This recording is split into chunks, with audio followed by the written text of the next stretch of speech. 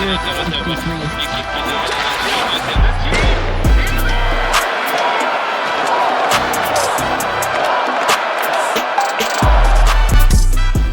there, and welcome to this Hockey Inside Out Show bonus episode. I'm Stu Count of the Gazette, joined by my regulars here, former Canadiens teammates, 1986 Stanley Cup champions, Chris Nilan and Rick Green. Juraj Slafkovsky has been under a very, very bright spotlight since being the number one overall pick in the draft. He's been sort of up and down, hot and cold. He seems to be playing better recently, more physical, scoring some goals, just like last season when the first half of the season wasn't very good for him, and he turned it around in the second half. Knuckles, is he a second half player, or what do you take from this?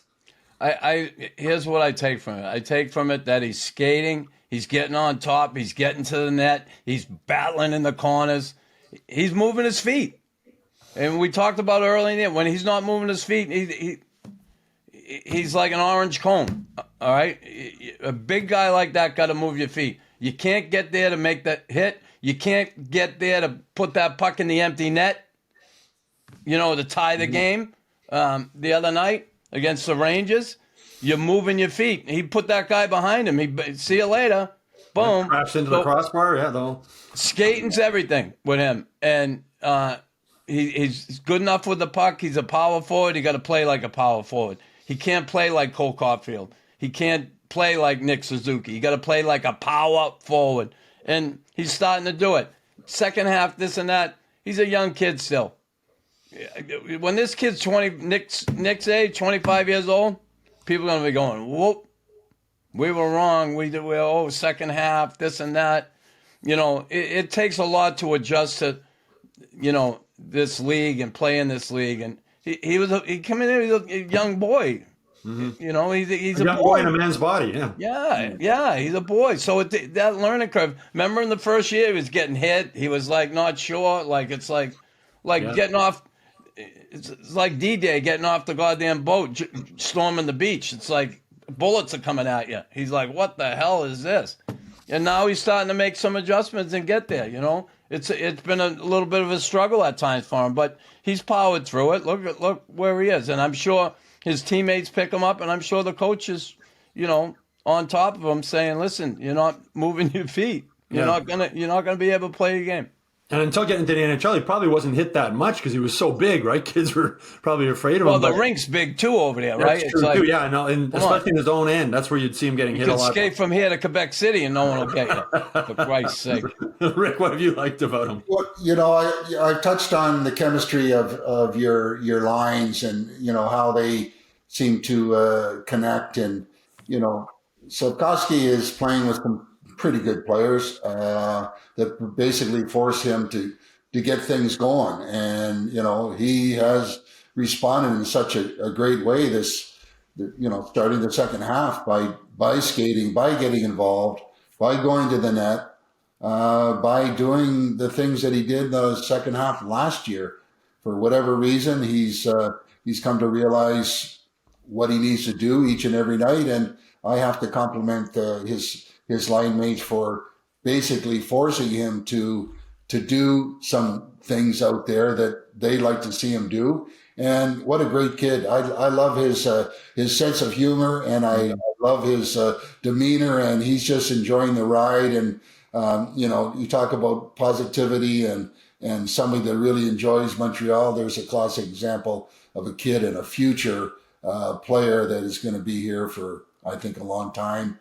And, I give him full credit as a young kid that has, faced a lot of pressure, has responded in a very much more positive way than negative.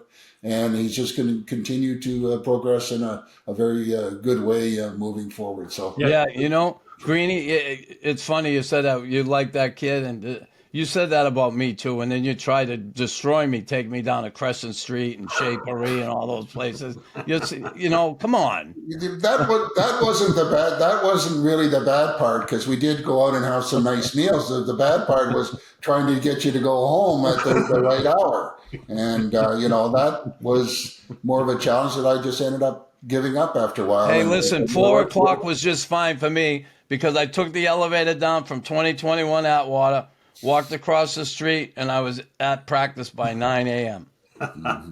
Discipline. As you guys mentioned, it's hard not to like Slavkovsky, and he's very self-critical of himself too. Like, he knows when he's not doing stuff and when he is doing stuff, right? It's a consistency, which is the hard part for any young player to find. Now, because you're talking about playing as a power forward.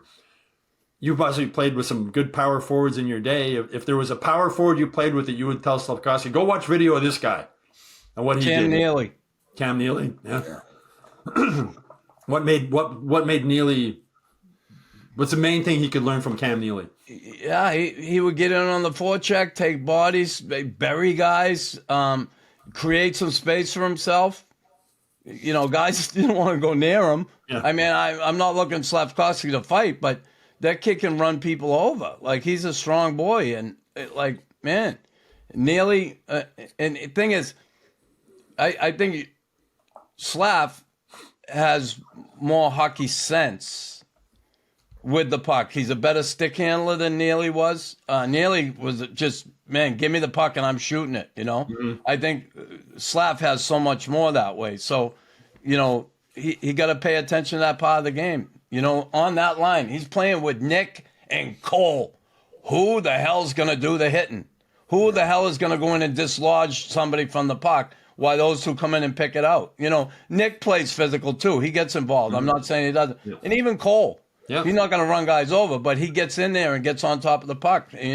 Like Marty said, he wanted it more out of him, not just loading up and shooting all the time. You got to play the rest of the game too. And I think we've seen him come along. They've all come along. So it's awesome to see and awesome to watch. They've gone from the depths of despair, this team, to look how happy they are. There's nothing like being on a team that's winning hockey games. You start to get it. You come to the rink. Everybody's lovey-dovey, and you love that lovey-dovey feeling. And I hope they keep that lovey-dovey feeling, and they keep winning hockey games. It's awesome to see.